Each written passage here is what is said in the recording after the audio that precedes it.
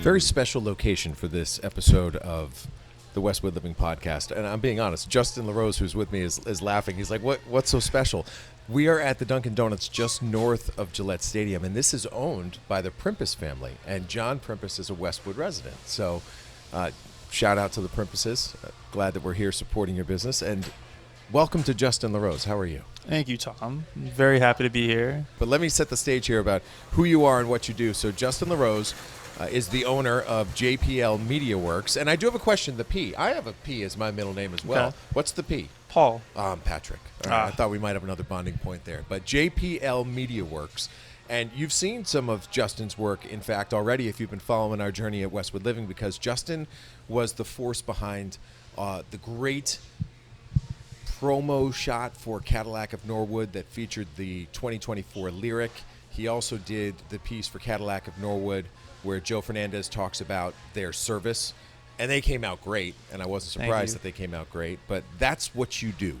That's a sample of what you do, because I gather from what I understand that there's a lot of different things you do, and I'm glad that we've connected and have done some things together already, and looking forward to having people know a little bit more about you. So just let me set the stage, give you the stage to tell your story a little bit about how you got into this, what you like about it, and how JPL Media Works was born.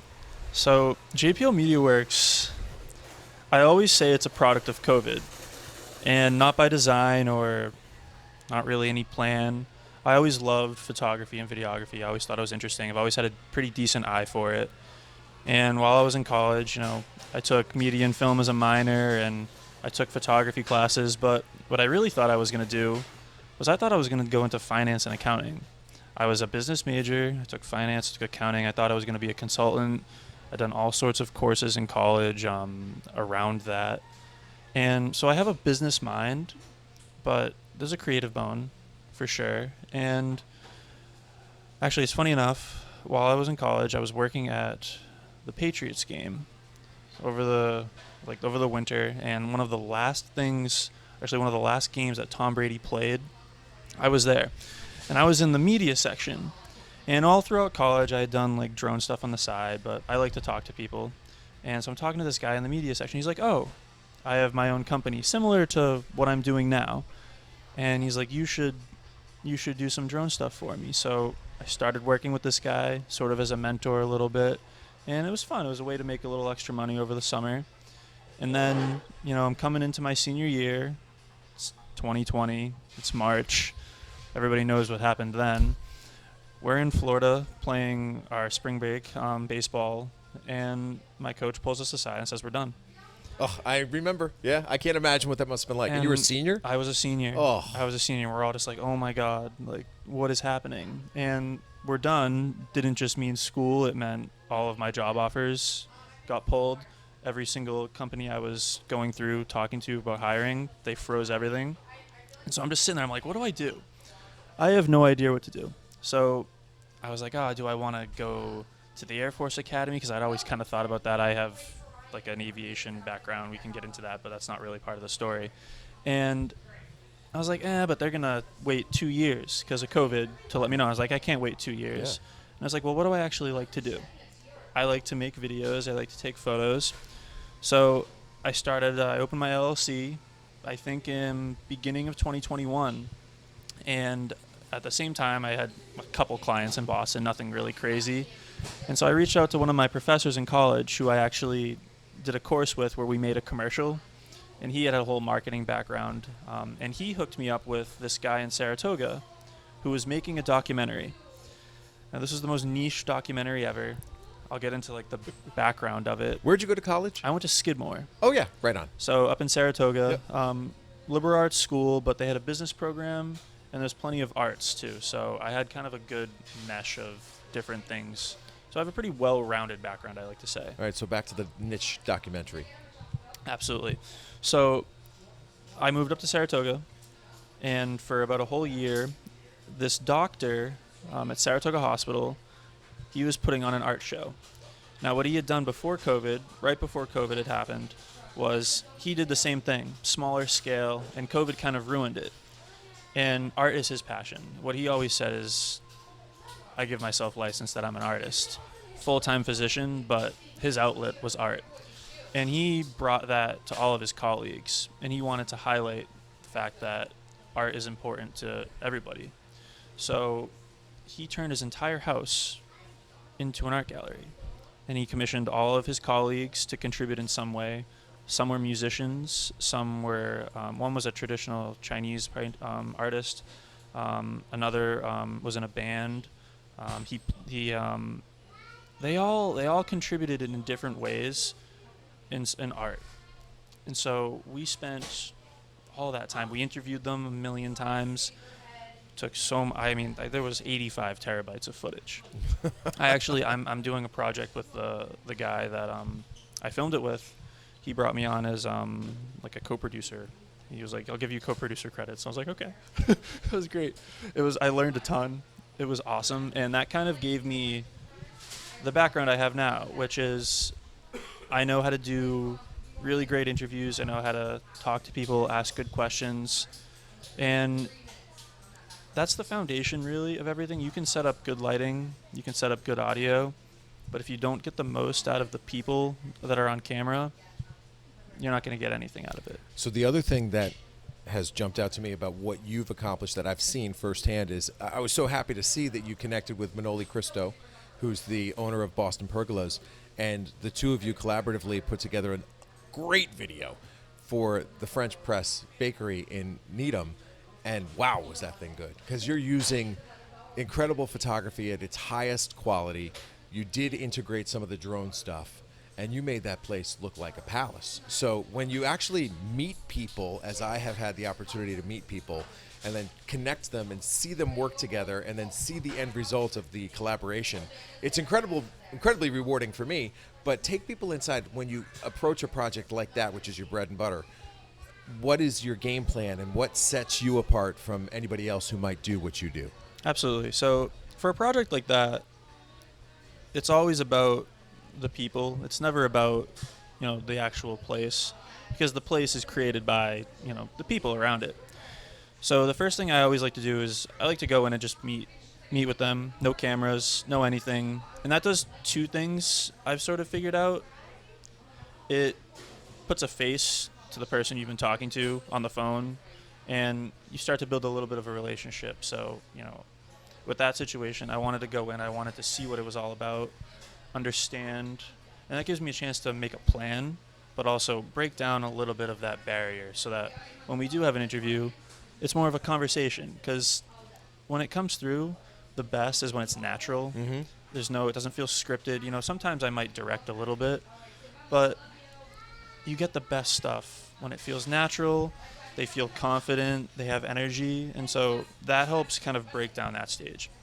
But then, always there's the objective and the directive from the client. So what do I want to work into that? So you put together a whole shot list, you put together sort of a little storyboard for how it's going to go together. It's not set in stone, but it gives you a base to work off of. So when you sit down for the interview, I think I probably spent about 35-40 minutes on camera with Jay from French Press, and the final video was only, I forget, it was 3 minutes long. The one I saw was even less. I think less. I probably cut it down even more. So you have to really look for the pieces that you're going to use. But what happens is sometimes you have conversations with people, and you're really just having a conversation. Like we were just having a conversation, and those are the ones that come out the absolute best. Mm-hmm. They're very natural. They don't very feel natural. That it's I have to perform. They're just talking about what they love. Very natural. And so then what I do is you go back and, sometimes you have all the footage you need. So like I had a list, but there was a couple shots that I really felt would be impactful. The sun's going down. There's a few features of the pergola that were really important to capture that you can't get during the day. So, I made a night trip, went back, captured some of that. And then the editing, that is the tough part. But it's the most passionate part. That's what separates the best from the best. Exactly. The best from the worst. The best from the others. Hold on. Damn, I interrupted you and I blew it. It's okay. No, but we know what you mean. We know what you meant by that, because it's true. That is exactly where it comes through. Because you could give that project to someone else and they put it together in a completely different way. And that's sort of the hardest part, actually. I'm going to go on a little tangent here. of sort of starting something like this is kind of relinquishing that control, because I recognize the need that in order to grow, I need to bring on editors. I already have an editor for my photography, helps me with the real estate stuff, helps me keep that going. But for the customized work that is specific to each client, where I've talked to them from the very beginning, it's very hard to think about relinquishing control of that, because I know in my head what my vision is for that. And so, one, it takes extra time to put that on paper.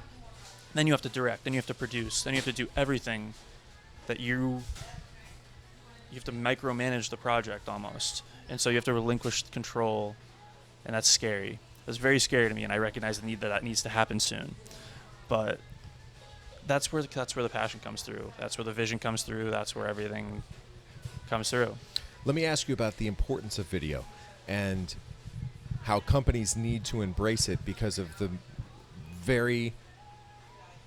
Let me ask you about the importance of video and how companies need to embrace it because it is seen on so many different platforms. And you got to be aware of all these platforms. Yes. and how best to edit for each of these platforms. So how has that changed? Because it's even changed since you started this in 2021 when you really combine has. TikTok and Instagram and Facebook and just regular video, and what are you going to use for the website, and is this going to be a television commercial? I mean, those are all very different projects that are edited very different ways. So how do you manage all that and manage people's expectations as they go into a project? Absolutely. All right, so I'm going to try to attack that question from two sides, I think. So I've definitely seen the way media is consumed change, even in the very short amount of time that I've been doing this. I mean, I've done TV commercials, I've done TikTok videos, Instagram videos, Facebook, LinkedIn, videos designed, YouTube, videos designed for just about every platform. And aside from the fact that Instagram videos are going to be formatted a little different so that it's vertical on your phone, because that's how we hold our phones now, there's a lot more.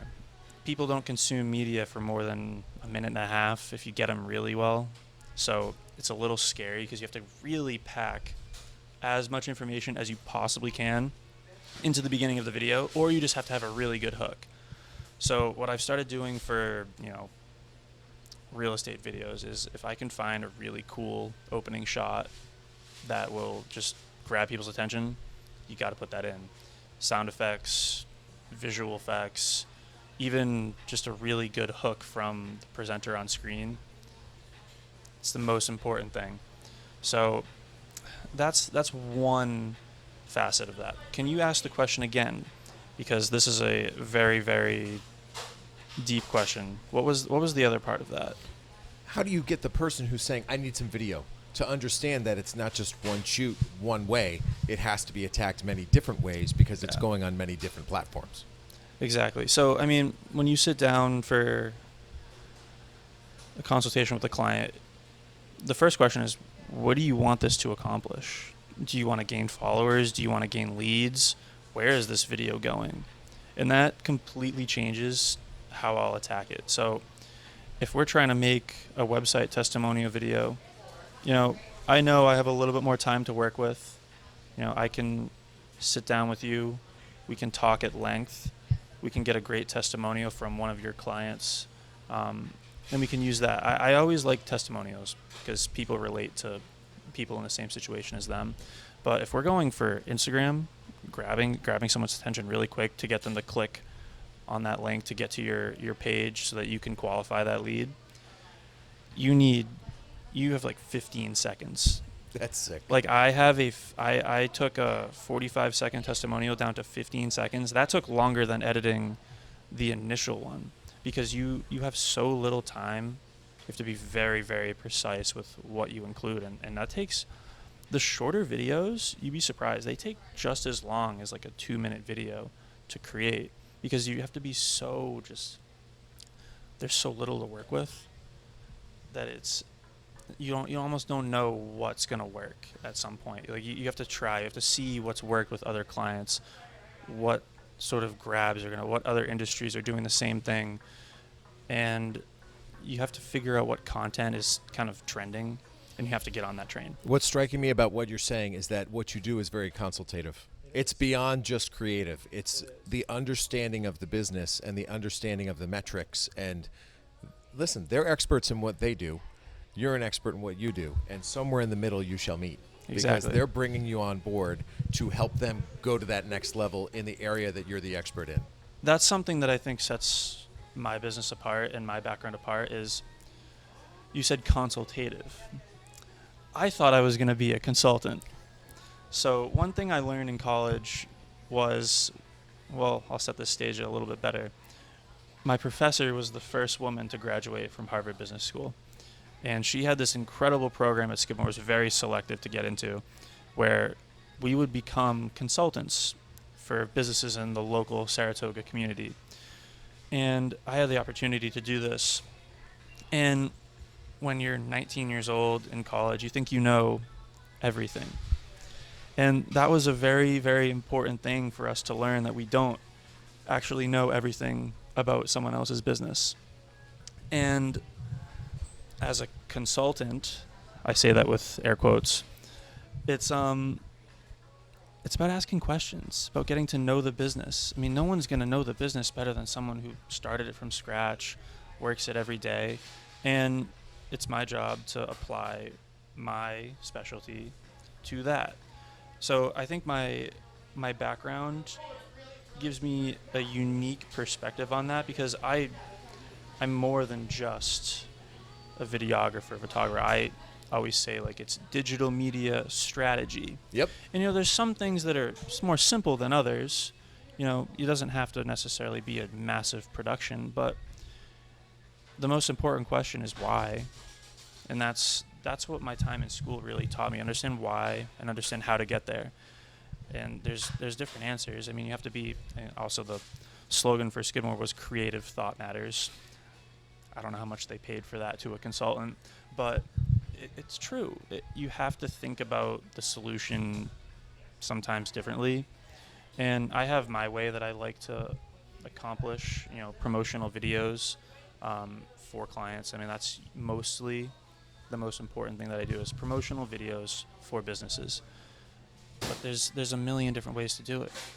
And the longer you do it, you see other people approaching it a completely different way. You're like, oh, I don't know if I agree with that. But you know what? There's a million different ways to solve a problem. And you got to figure out what way you understand to do best, but also, what works for that situation. And it's kind of always fluid. That's why I feel pretty comfortable that this industry is never going to go away, because I don't know how a computer could ever think that way. No, you're right. I don't know how You're it right. could. There's things AI cannot do. So JPLMediaWorks.com is the website that people should visit. How about other ways that they could reach out to you? What's the most typical way someone finds you and reaches out to you? So a lot of the time, a lot of my stuff is based on referrals. Mm-hmm.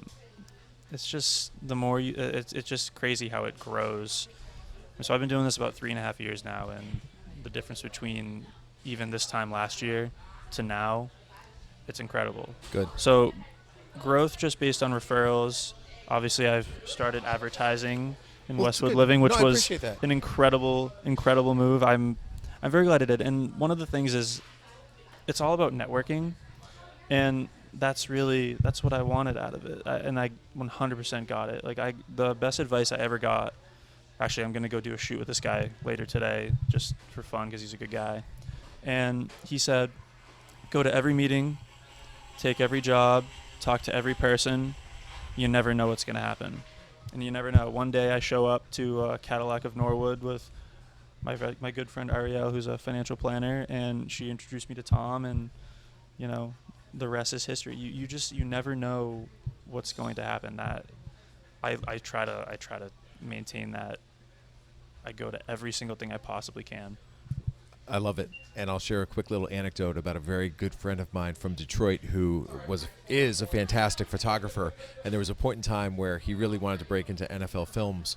And he took every opportunity they gave him, no matter how unattractive it may have looked on paper.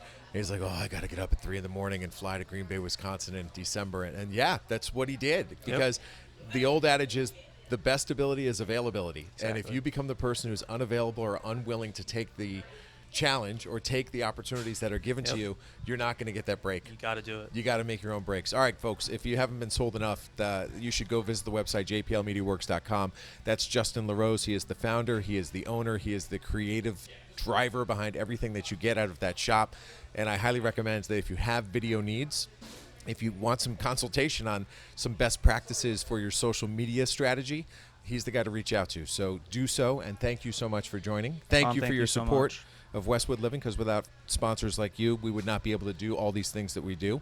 And folks listening, as always, if there's somebody else you want me to have a conversation with, it's simple. Just reach out, send me an email, tleyden@bestversionmedia.com. I've gotten a few suggestions, and I absolutely appreciate that, and I'm on the case. We're going to find those people, talk to them, record the conversation, and then share it with you right here on the Westwood Living Podcast Network. But for now, from the Dunkin' Donuts in Foxborough, owned by the Primpus family, pride of Westwood, this is Tom Leyden with Justin LaRose saying thanks for listening, and so long.